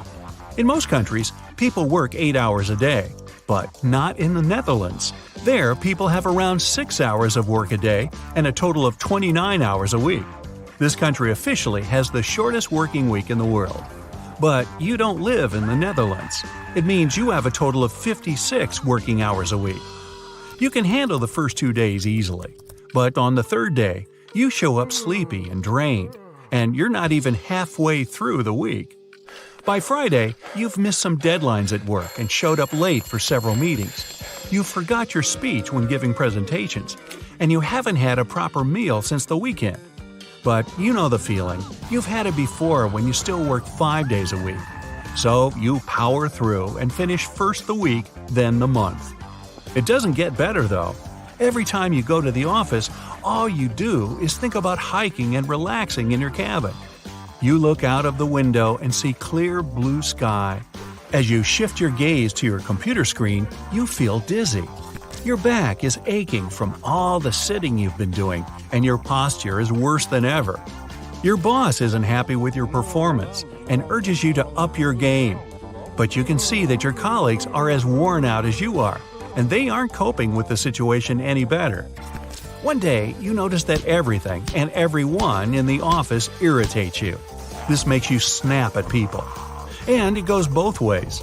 It seems that even your buddies, who you've been working with for more than 5 years, can't stand you. Being rude and forgetting to answer calls or emails doesn't help your case. 6 months later, you can barely look at your computer screen anymore. 3 days off aren't enough to compensate for the 7 working days. Everyone else in the office feels the same way. Many of your colleagues have already quit. They decided to find new jobs with better working conditions. You had to get glasses to work at the computer. With 7 days of straining your eyes week after week, your eyesight has become much worse. You keep reminding yourself the winter holidays are only 2 months away. But that's 86 days instead of 60 like before. Fast forward to the holidays. It's the final week before everyone goes on vacation. You can't stop dreaming about spending your free time at the beach. But then, an announcement comes out. For some mysterious reason, winter break has been cut short, which means you have to give up on your dream of surfing, sunbathing, and swimming in the ocean. You'll only be able to go as far as your cabin. What are you supposed to do there in the middle of winter? Build snow castles? Everyone around seems to be in despair, just like you. People are starting to lose hope. A professor who is used to teaching students 5 days a week now has to get ready for 7 days of study. It doesn't mean that semesters will only continue for a couple of months. They'll be as long as ever, or even longer. Summer vacations will remain the same too. A construction worker will be exhausted after 7 working days. Laying bricks, operating a crane or a jackhammer, and so on will become even more tiresome than before. Most building projects last for months, and when workers are tired and don't have enough rest for so long, mistakes are bound to happen. When it comes to construction, even the smallest mistake can cost a lot. You'll need more gasoline for your car, since you'll have to drive to work more often, 7 days a week instead of 5. And since there will be a high demand for gas, its price will eventually increase. Pretty soon, it will also lead to fuel shortages. More and more people will start to use public transport. Soon, it will be mostly powered by electricity. Overworking will change people's behavior. The average person with a regular job will be a lot more stressed and irritated. A 3-day-long weekend won't be able to compensate for 7 long working days. More and more people will go to doctors with their newly acquired problems. But doctors will also be working extra hours, and they'll have issues of their own. Most people who have to work 2 jobs to support their families will suffer the most. They won't be able to handle much greater pressure trying to make ends meet. People will have to commute more. Plants and factories will work non-stop 7 days a week instead of just 5. It will make air pollution worse. Plus, working longer hours, industries will need more natural resources. All you can hope for is that this insane experiment will finish as soon as possible. Oh boy, you find yourself in the mysterious ruins of an ancient city. You're the only member of the expedition who has managed to make it here. You're walking through a dark maze when you accidentally activate a trap. Whoa, that's a strange sound. Suddenly, a huge rock starts rolling towards you down the hallway. You run as fast as you can, jumping over debris. A final dash and whew! This room looks like a treasury. Gold coins and gems are scattered everywhere. You go wide-eyed with astonishment. That's enough money to live the life of luxury for decades on end. But it's not the shiny gold that interests you. It's an old lamp that lies in the rubble. As soon as you pick it up, the lamp starts shaking and a huge genie jumps out of it. You have one wish. Yeah, just one because it's a lazy genie. No problem. You ask for so much money that you'll never be able to spend it all. The genie claps his hands and disappears.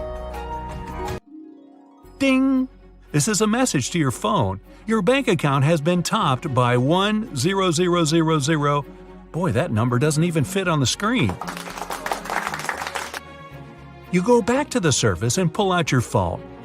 You're going to check who's the richest man on Earth now. Ah, there you are at the top of the page. And again, the number ends in 3 dots. Well, it's time to go home and start spending your money. The first thing on the list is a plane ticket. An extra legroom seat? Nah, too cheap. First class? The same.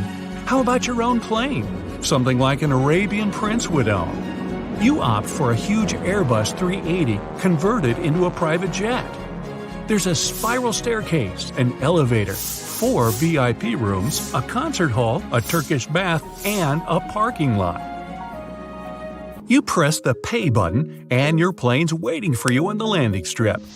You check your bank account, and the number hasn't even changed. So, the genie didn't cheat. As you fly home, you wonder about other ways to spend your endless supply of money. A car? A house? You need some more time to mull it over. You land in your country, and now you need to get home. Taking a bus or catching a cab is out of the question. You walk up to a newly purchased Bugatti. This car is one of a kind and cost $18.6 million. Your small apartment doesn't suit you anymore. You need something bigger, a skyscraper. So, the world's most expensive skyscraper has been the Abraj Al Bait in Saudi Arabia that cost $16 billion to build. But you invest $20 billion to break the record. The construction has started, but you still need somewhere to live. You buy a penthouse at 172 Madison Avenue in New York City for $100 million.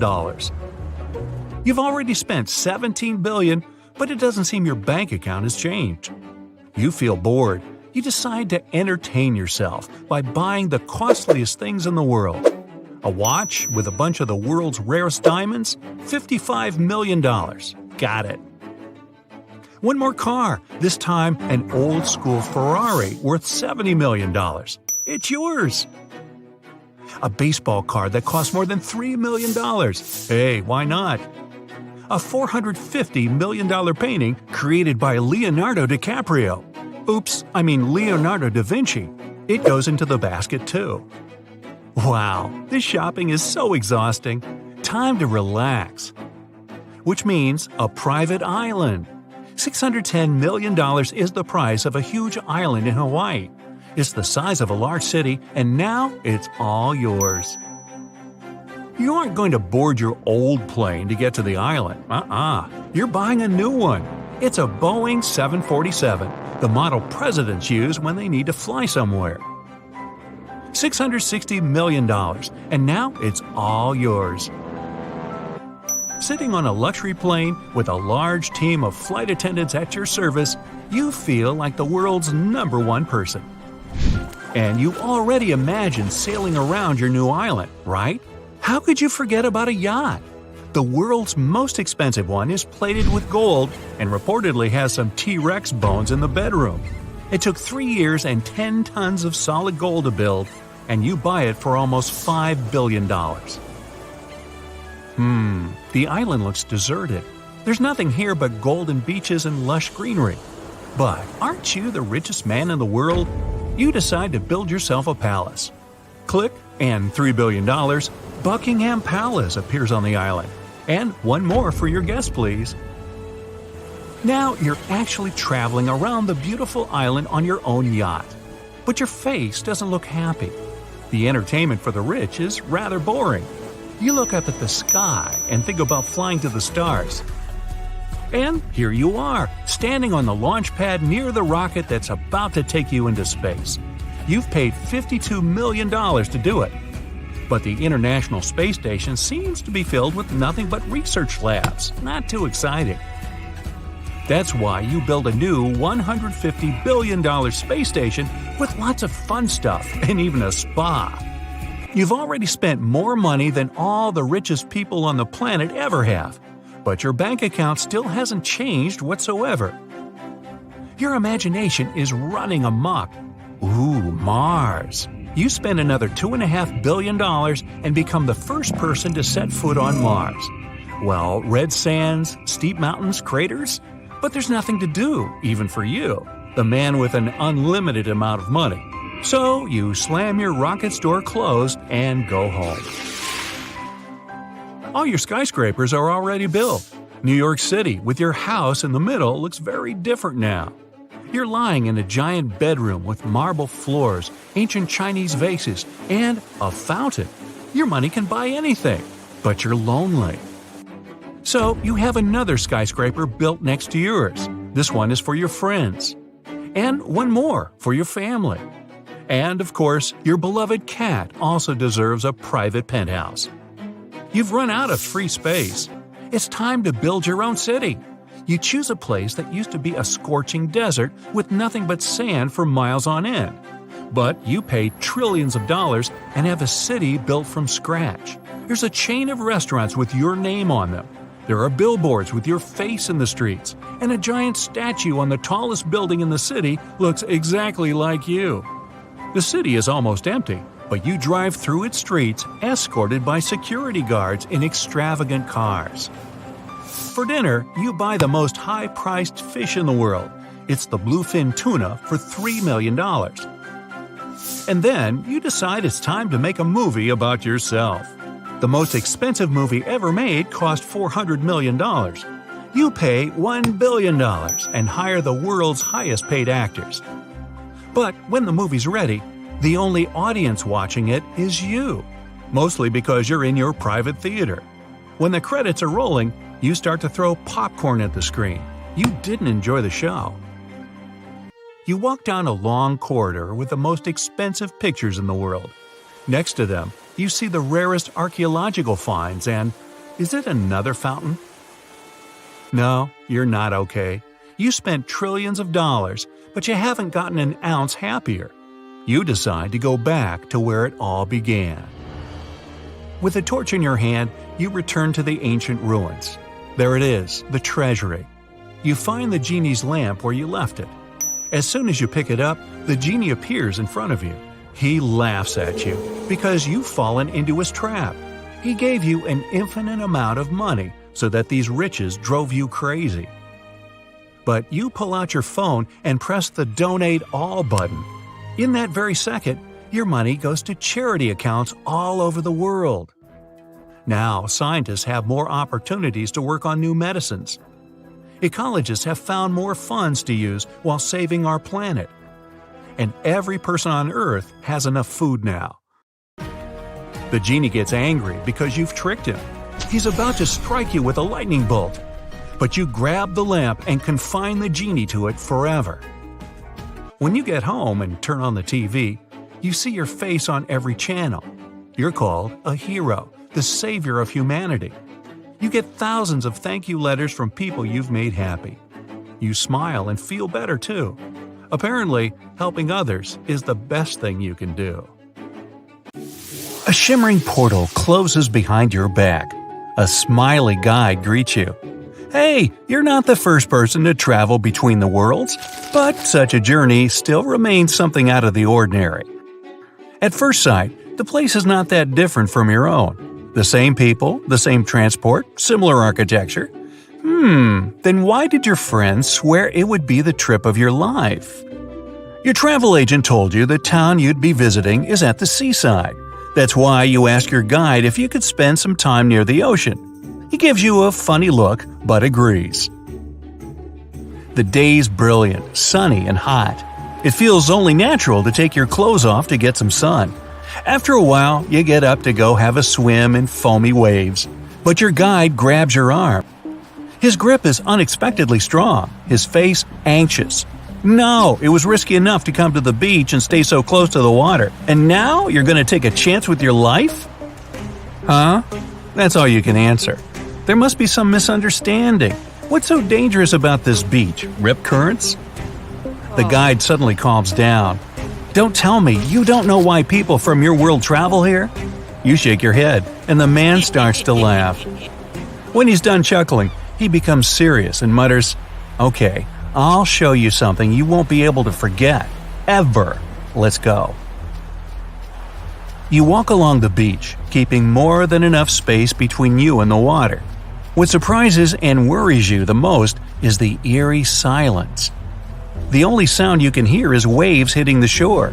No kids cheering, no surfers riding their boards, no fishers waiting for a good catch. Your guide slows down, and you see a small harbor. For some mysterious reason, it's separated from the open ocean by a thick metal fence with massive gates. You and your guide are heading for a large boat, or rather a ship. Just how many people are going to join us on this excursion, you ask. It's just the two of us and the crew, your guide replies. In our world, it's too dangerous to put to sea on a smaller vessel. And indeed, You notice no fishing boats or yachts nearby. You follow your guide downstairs and see a large cabin with a glass floor. Feel free to step on the glass, it's super thick and literally unbreakable. The ship starts vibrating and moves away from the shore. You're watching the rocky bottom, corals, and schools of colorful fish pass by. The water under the ship is getting darker. All of a sudden, your guide whispers, "Here it is."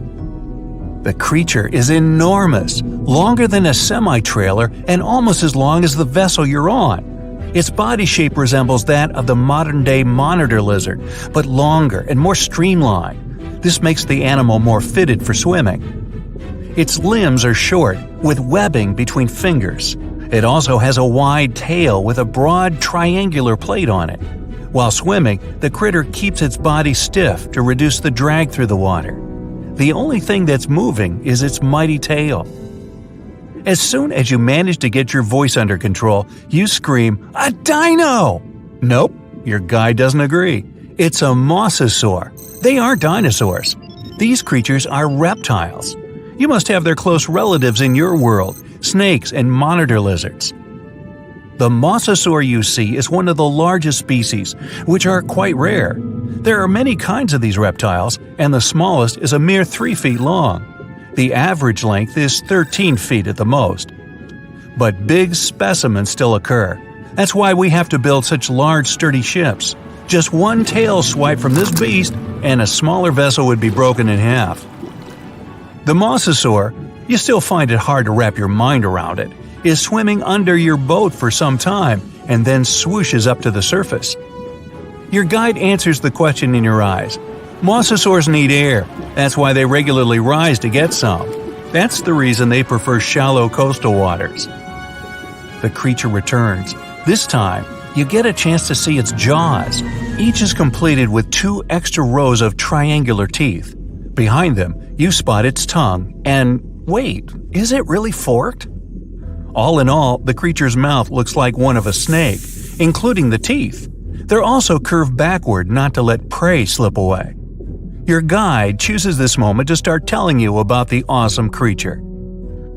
Yeah, Mosasaurus evolved around 100 million years ago, but 34 million years later something went wrong, and they didn't disappear like it happened in your world. That's why now our oceans are very different from yours. Fish and mammals in our oceans have developed special traits that allow them to avoid mosasaurs. Plus, thanks to this reptile, we have a much greater diversity of marine species. You notice your mosasaur dashing up and to the left. When it returns, there's something that looks suspiciously like a bird in its jaws. Noticing your surprise, the guide explains mosasaurs eat pretty much anything, from fish and mollusks to seabirds and turtles. Suddenly, your guide screams, scaring you out of your wits. There, can you see it? Honestly speaking, at first you see nothing. But after straining your eyes, you spot 2 huge shadows circling each other. Your guide is brimming with excitement. You can't imagine how lucky we are! I've been doing this job for 15 years, but I've never seen a mosasaur fighting with a megalodon. For a moment, your mind stops functioning. Has he just said there are megalodons in his world? And then you see it. A giant animal is coming closer. It's almost 60 feet long, bigger than the whale shark, the largest of all the shark species in your world. Your guide keeps blabbing. Both of these creatures are top predators. Mosasaurs are usually a bit smaller than megalodons, but this one's huge! As the sea monsters get closer, you manage to get a better look at the meg. Its jaws can open for almost 10 feet and are littered with 5 rows of sharp serrated teeth. They're built in such a way so that they don't crack even after hitting bone. The meg is an ambush hunter, continues your guide. It probably wanted to take the mosasaur by surprise by attacking it from below, but this attempt failed. Now the predators are moving in circles, likely sizing each other up. They look rather angry and hungry. The mosasaurs trying to get closer to the shark's tail or fins. The creature understands there's no way it could bite through the meg's bulky sides. The shark chooses another tactic. It's aiming for the mosasaur's long midsection. The critters start circling faster, getting closer to each other. The mosasaur keeps changing its pace from slow, almost lazy movements to nervous bursts of speed once it sees the Meg approaching. The shark is swimming in a steady way, watching the opponent with its piercing black eyes. You can't help but think it's pretty obvious which animal's going to be the winner. The mosasaur's jaws are suited for small prey, like fish. Its jaws wouldn't be able to open wide enough to get around the Meg. Because even though both creatures are of the same length, the Meg's body is much more massive. Its jaws are also more powerful, designed to deal with whales and other large marine animals. Plus, the mosasaur's body isn't efficient for high-speed swimming. It gives the shark another advantage. In a flash, the Meg twists its body and rushes at the mosasaur. Its maneuver is not to let the enemy get an upper hand by striking from below. The two powerful creatures clash each other. You see the mosasaur try to maneuver out of the Meg's way, but to no avail. You're clenching your fists, silently sending your support to the mosasaur, and then a sudden jerk, and you find yourself on the floor. "Go, go, go!" your guide's shouting at the skipper. It turns out the animals got so engrossed in their confrontation that they didn't notice the vessel and crashed into its side. Now it's crucial to get as far away from them as possible. If these huge creatures decide the ship is their common enemy, they may cooperate to attack it. Luckily for you, the beasts don't realize the thing they collided with is actually a container with food. The boat is getting further and further away, and you can only guess the outcome of the battle. Too soon for your liking, you reach the shore. The guide, who still looks thoroughly stunned, drives you back to the portal. You, similarly awed, thank him and step through the shimmering veil. You're clutching at a mosasaur tooth in your hand. It's the skipper's gift to you, the only reminder about the incredible world where mosasaurs are still roaming the oceans. Welcome to Ever City. It's a megapolis built inside a relatively young mountain. Everest is only about 55 million years old, but it's already the highest mountain in the world, 29,000 feet. Picture the Statue of Liberty. Now, imagine she had 83 twin brothers and sisters, and they were all standing on top of each other. If you wanted to get there back in the day, you had to pass some serious fitness tests, train for months, have perfect health, and spend a lot of money. Oh, and be a little crazy. Now that Mount Everest has been turned into a city, though, you don't need any of that stuff. Well, except money. Apartments here don't come cheap. It's easy to navigate around Ever City. The whole thing's basically 6 circles. It looks like a finger with 6 rings on it. The lowest and largest circle is the residential area. The highest and smallest ones near the top is where the richest people live. Below that is the meditation circle. Then a circle for hotels, and 2 circles of pure entertainment. Ever City isn't built like an ordinary city. You won't find tall houses or 6-lane highways here. Almost all buildings are built inside the mountain.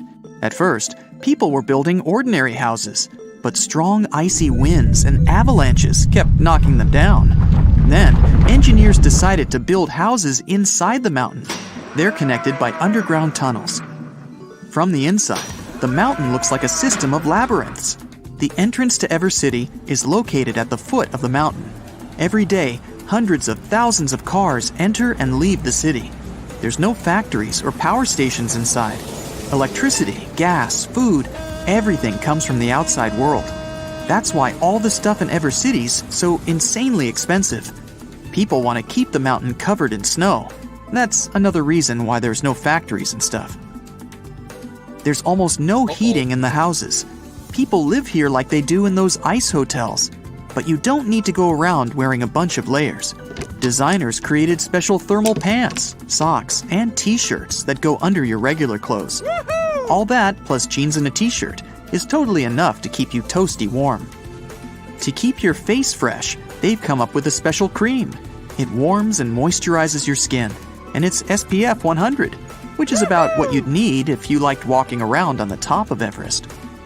Want to stop by a coffee shop, then grab a double bacon cheeseburger and maybe a slice of cheesecake? That'll set you back about $500. A movie ticket costs at least $100, and internet's so expensive, you'd have to pay about $1 just to watch this video. Even so, more and more people are moving to Ever City every year. It's peaceful and quiet. You feel harmony and unity with nature. There's also a world-famous meditation center on its own special circle. People from all over the world come here to get their body and mind back into harmony. But the greatest draw is that you can visit the summit whenever you want, like it's your daily walk in the park. Before Ever City, conquering this mountain was extremely dangerous. There's 3 times less oxygen up there than in almost any other city. If your body doesn't get enough oxygen, you can find yourself in big problems. Climbers used to take oxygen tanks with them, which slowed them down and made everything more complicated. It's hard to get out of the way of an avalanche with huge metal cylinders on your back. Strong winds are a big problem too. At the top, the wind can blow at 100 miles an hour. Try to nail one of those jumping selfies and you'll be blown clean off the mountain. It's so cold that icicles form on your hair and your skin gets covered with a thin crust of ice. And when you're up there, you have a special terrible superpower. A loud scream could cause an avalanche. But now, everything's chill. To get to the top of Everest, you just need to sit in a comfortable snowmobile capsule. It'll protect you from any bad weather or the odd avalanche. If you get covered with too much snow, you just turn on a powerful heater, wait a few for the snow to melt, and continue on your journey. Oxygen cylinders inside the cabin let you breathe normally. The new road to the top is well lit, and there are signs everywhere, so you never get lost. The only problem is traffic. Every day, thousands of people want to visit the highest point on the planet. You might have to wait in line for several hours. But don't worry, all Ever City capsules are equipped with high-speed internet, an 8K screen, and game consoles. And if you get hungry, you can always order food, delivered by the latest AI robot snowmobile. You made it! So quickly find a parking spot, leave your capsule there, and head to the ski lift that'll take you straight to the top. Now, all you have to do is put on an oxygen mask and enjoy the view. While you're up there, you notice an ad inviting you to dine at the highest restaurant in the world, just 100 feet below the summit. It'll set you back around $10,000. Tempting, but you're not hungry. Feel like the king of the world. Dine with us at Best Food Ever Rest. Pretty good ads, but you already feel like the king of the world. You scream with delight and... well, unfortunately, you just can't stay up there forever. There's not that much space at the top, so they only give you about a minute to enjoy the view. But it's okay, you can come back tomorrow. There are 2 ways back down the mountain. You can get in your capsule and drive home, or grab a snowboard and ride down. But before you rent some skis or snowboard, you need to show your Everest driver's license. It says if you've passed the special snowboard and skiing test. You take a snowboard and jet down a lit track. You zoom past the top of some houses sticking out just below the summit. That's where the wealthiest people live. They can just walk out their front doors and take a special elevator up to the top. You'd need to be a billionaire to have one of those houses, but there are over 2,000 of them right now, about half of them from the USA and China. Unfortunately, you live much lower down the mountain, but that has its advantages. The lower you live, the less you pay for food, entertainment, and electricity. You glide into the meditation center for a bit. A special ventilation system delivers air directly from the top of the mountain, plus a little added oxygen. You breathe in pure harmony. All 6 rings of Ever City have 360-degree views, and from way up there, all you can see is peaceful snowy mountains, mixing with wispy clouds. After meditation, you head down to the entertainment rings. They've got it all. Coffee shops, any meal you can think of, shows, bowling, arcades, even an ice skating rink that's half inside, half outside the mountain. There are different gyms, but they all have one thing in common: sunbaths. You lie down in a hammock or bed, and curtains slide apart above your head. The sun shines through the sealed windows, and you get a full dose of the purest sunlight on Earth. Just 5 minutes, and you're ready for the rest of your day. If you don't want to go outside anymore, you can get home through the tunnels. They're not dark and cold, if that's what you're thinking. Evercity tunnels look like ice caves, lit up by hundreds of lights. It feels like a snowy fairy tale. After a short walk, you get to your apartment. It's compact, but cozy. To save money on electricity, you chose to go without a fridge. No problem, you keep your food in a little box just outside your window. The snow will keep it cold. With the help of a heating and filtration system, you get all the water you need from the millions of tons of snow on Everest. It's the cleanest water around. In the evening, you go down and watch a movie. There's an outdoor cinema at the foot of the mountain. At night, a huge machine projects movies directly onto the snowy surface of Everest. You watch the movie in capsules, either alone or in groups, kind of like a drive-in. Come on over! Visit Evercity any time of the year. That's it for today. So hey, if you pacified your curiosity, then give the video a like and share it with your friends. Or if you want more, just click